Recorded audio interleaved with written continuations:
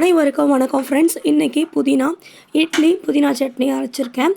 இந்த புதினாவில் நாம் எப்படியெல்லாம் உணவுகளில் சேர்த்துக்கிறதன் மூலமாக உடலுக்கு பல ஆரோக்கியமான வாழ்க்கையை நமக்கு கொடுத்து பெரிய ஒரு அற்புதம் இந்த புதினாவில் இருக்குது.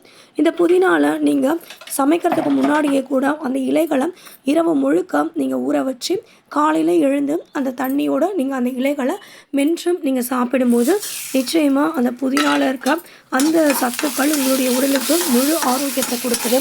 புதினாவில் என்னென்னலாம் நன்மைகள் இருக்குன்றதை நம்ம முதல்ல பார்த்துடலாம். அதுக்கு முன்னாடி நம்ம எப்படி துவையல் அரைக்கிறதுன்னு பார்த்துக்கலாம்.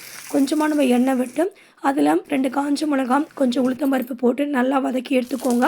பொன்னிறமாக வந்த உடனே கொஞ்சம் பூண்டு அதே மாதிரி இஞ்சியை போட்டு முன்னாடி நல்லா கழுவிட்டு பொடியாக அரிஞ்சு அதுக்கப்புறமா நீங்கள் இந்த பொன்னிறமாக வந்த பிறகு நீங்கள் சேர்த்துக்கோங்க. புதினா இலைகளை நல்லா கிள்ளி வச்சுட்டு பழுத்து இருந்துச்சுன்னா தனியாக எடுத்து வச்சுட்டு அந்த காம்பை தனியாக வச்சு நீங்கள் அதை அப்புறமா நீங்கள் எடுத்து அதை நட்டு வச்சா கூட உங்களுக்கு புதினா இலைகள் வரும். அப்போது நம்ம புதினா இலைகளை அங்கேருந்து பறிச்சிக்கலாம். இந்த புதினாவில் நாம் செரிமானம் உணவுகள் ஆவதற்கு இந்த புதினா நமக்கு மிகப்பெரிய உதவியாக இருக்கும். வயிற்று வலி வயிற்றுப்போக்கு போன்ற நோய்களை குணமாக்குகிறது. உடல் எடையை குறைக்க நமக்கு உதவுகிறது. ஒவ்வாமை அப்படின்ற சாப்பிட்டா நம்மளுக்கு வாங்கி வரும் குமட்டிட்டு வரும் அந்த மாதிரி சொல்லுவாங்க. அதுக்கு என்ன ஒவ்வாமை. அந்த ஒவ்வாமை இல்லாமல் நம்மளுடைய உடலுக்கு ஒரு மிகப்பெரிய ஒரு ஆரோக்கியத்தை புதினா கொடுக்குது. அது மட்டும் இல்லை, எப்போவுமே பொதுவாக குளிர் அறிகுறி, அதாவது எப்போவுமே குளிராக இருக்கும் அப்படின்னு நினைக்கிறாங்க. இந்த புதினாவை சாப்பிட்டாங்கன்னா ஒரு மிதமான சூடு அவங்க உடலில் எப்போவுமே இருந்துக்கிட்டே இருக்கும்.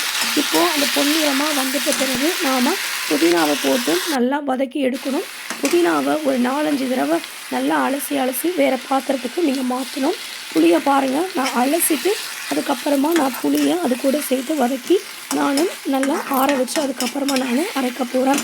புதினா அதுக்கப்புறமா நம்மளுடைய முகத்தில் முகப்பருவலாக இருக்கும் இல்லையா, அந்த பருக்கெல்லாம் போகிறதுக்கும் இந்த புதினா பயன்படுகிறது. கொஞ்சோண்டு நீங்கள் உப்பை சேர்த்து நீங்கள் புதினாவை நல்லா வதக்கும் போதே உங்களுக்கு நல்ல வாசனை வரும். அந்த வாசனை நிச்சயமாக உங்களுக்கு மிகப்பெரிய ஒரு ஆரோக்கியத்தையும் புத்துணர்ச்சியும் உங்கள் வீட்டில் உங்களுக்கு கொடுக்கும். அப்புறமா என்ன பண்ணுங்கள், அதை வேறு பவுலுக்கு நீங்கள் மாற்றிடுங்க. வேறு பாத்திரத்தில் நீங்கள் மாற்றிக்கிட்டு அந்த பாத்திரத்தில் மாற்றின உடனே நீங்கள் அதை நல்லா ஆற வைங்க. ஏன்னா சூடோடு எடுத்து போட்டு நம்ம செய்யக்கூடாது. நல்லா நீங்கள் ஆற வச்சுடுங்க.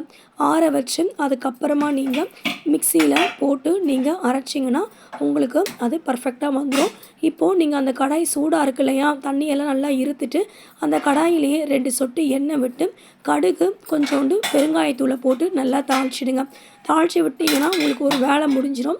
அதுக்கப்புறமா நீங்கள் அந்த புதினாவை நல்லா அரைச்சிட்டு அதுக்கப்புறமா இதை தாளிச்சதை எடுத்து கொட்டினா புதினா துவையல் உங்களுக்கு ரெடி ஆகிடும். ஃப்ரெண்ட்ஸ், இப்போ நம்ம பார்க்கும்போது என்ன முக்கியமான ஒரு விஷயம்னா, இப்போது இந்த புதினாவை நாம் தேங்காய் போட்டும் அரைக்கலாம், தேங்காய் இல்லாமலும் அரைக்கலாம்.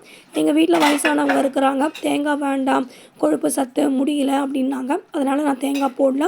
உங்களுக்கு தேங்காய் வேணும்னா தேங்காயை நல்லா கழுவிட்டு பொடியாக அரிஞ்சிட்டு அதுக்கப்புறமா நீங்கள் மிக்சியில் போட்டு முதல்ல தேங்காயை போட்டு அடிச்சுட்டு பொடி பண்ணிவிட்டு அதுக்கப்புறமா இப்போ நம்ம வறுத்து வதக்கி ஆற வச்சதை அதில் நீங்கள் ஒரு மிக்சியில் போட்டு அதுக்கப்புறமா நீங்கள் தண்ணி விடாமல் முதல்ல நீங்கள் ஒரு அடி அடிச்சுக்கோங்க மிக்சியில்.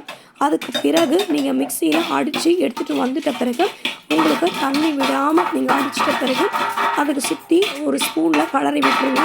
அந்த ஸ்பூனில் கலரி விட்ட பிறகு அதுக்கு பிறகு நீங்கள் கொஞ்சம் தண்ணியை சேர்த்து நீங்கள் அதுக்கப்புறமா நீங்கள் இன்னொரு தடவை நீங்கள் நல்லா மிக்சியை போட்டு ஓட்டினீங்கன்னா உங்களுக்கு பர்ஃபெக்டான சட்னி உங்களுக்கு ரெடி ஆகிடும். நீங்கள் தாளிக்காமலே கூட எடுத்து சாப்பிட்லாம், அவ்வளோ ஒரு வாசனையாக இருக்கும். இரத்த சோகையை குணப்படுத்துது, உடலில் இருக்க நச்சுத்தன்மை வாய்ந்த கிருமிகள் எல்லாத்தையுமே அழிக்குது. வாய் உங்களுக்கு துர்நாற்றமாக இருந்துச்சுன்னா வாய் ஆரோக்கியத்துக்கும் இந்த புதினா இலைகள் நமக்கு பயன்படுகிறது. மேலும் இந்த புதினாவில் நம்ம துவையல் அரைக்கலாம், கொத்தமல்லியை சேர்த்து நம்ம புதினா சட்னியும் அரைக்கலாம்.